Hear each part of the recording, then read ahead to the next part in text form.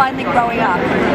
And I think we saw that in the tactical choices we made today. Our mobile tactics worked really well, where we're moving from intersection to intersection, and aggravated the police because they were basically just running around after us. They just had a really positive energy about us instead of an aggressive attitude towards them, and I think it was really effective in that way. We love living in a fascist state. Get in the army before it's too late. We'll fill the world with violence and hate. All in all, today was a really great day of remembering taking over society. You know, the singing, the dancing, just being in that park, feeling like I was home again, being there for a purpose, made me feel a lot better. A lot of people with signs and a lot of mic checking going on, and a lot of street performances going on, a lot of theater and a lot of education, and that's like the most empowering thing and most powerful thing that we have. Occupy Wall Street 2.0, it's very exciting, the energy is really great, there's a lot of people here. It looks a lot like Liberty Plaza September 25th, September 28th, 2011. It's shocking.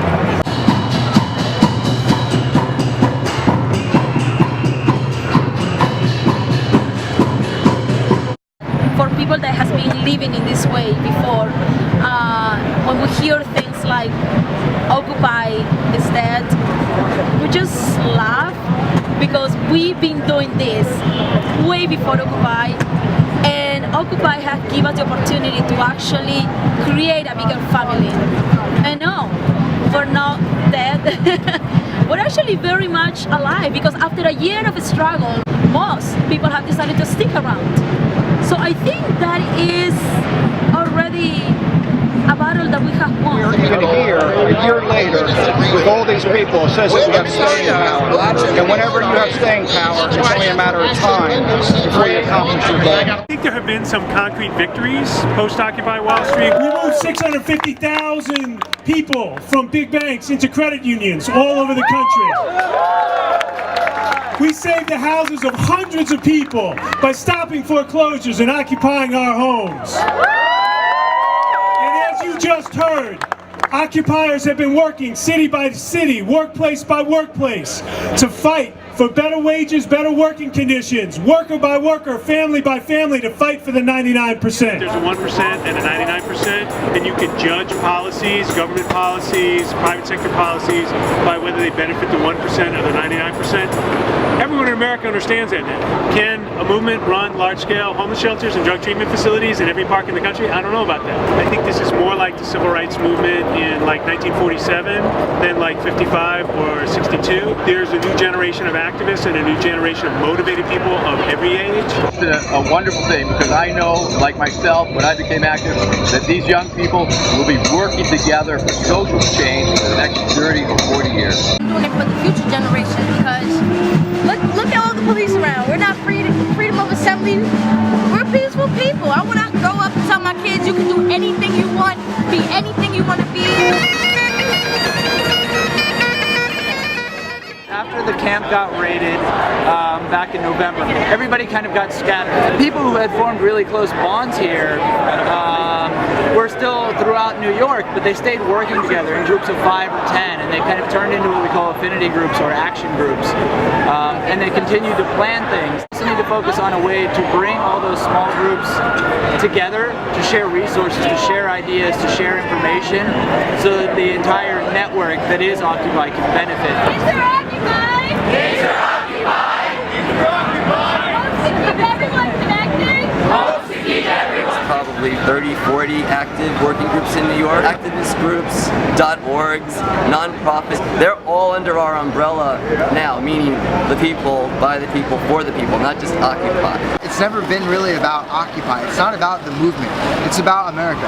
It's about the people of this country who are going through hard times. At this point, I think people have turned inwards, and there's been a lot more learning and study about how we can actually come together as a whole country and start to actually make some positive changes. One day, one day, one day, one day, one day. We have a clear focus about how to move forward, and that's organizing with our own communities, with our neighbors, not only at the encampments. Our ground is not Wall Street, it's local politics. It's local city board of aldermen and city councils that can pass ordinances putting the rights of people, nature, and community above the rights of corporations, so they can't come in and crash. Right now we have vertical democracy and an electoral process. It may be rigged, it may not be, but it's all we got right now. The only way we can get democracy, real democracy, is to take the money out of politics. 94% of the people who outspend their opponent get elected. Year one was the awakening. 640 camps popped up. Year two, we got to work on remedies. Move Your Money was so good because it empowered people. It gave them something they could do with this emotion. Because emotion is emotion. Emotion is not leaving one. We are the people too. We are united three. This revolution It's not Cuba. These people need to get a job and get out my way. Occupy rocks! You rock! I held a sign up in Wall Street twice a day, every day for 2 weeks, and the sign said, publicly financed election funded by a 0.1%, 1/10 of 1%, 1 penny on every $10 Wall Street does to generate $35 billion a year. Well, the very first morning, opening bell on a Monday, a gentleman on his way to work in Wall Street come up and stood next to me, looked me in the eye and said, I'll stand with you on this one.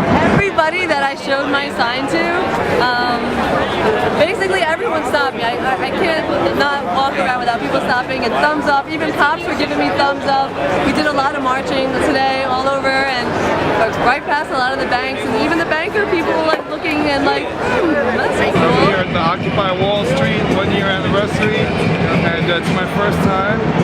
I was just walking by, and it's you know, curiosity got the best of me, but it's beautiful here. You know, it's a melting pot. You see different people from different walks of life.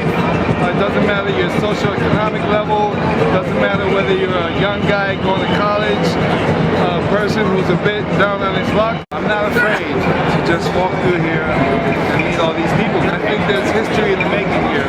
You know, you may not see it immediately, but there's definitely a ripple effect going on. Met a lot of beautiful people, learned a lot of different things. If Occupy don't change the world, they definitely change me.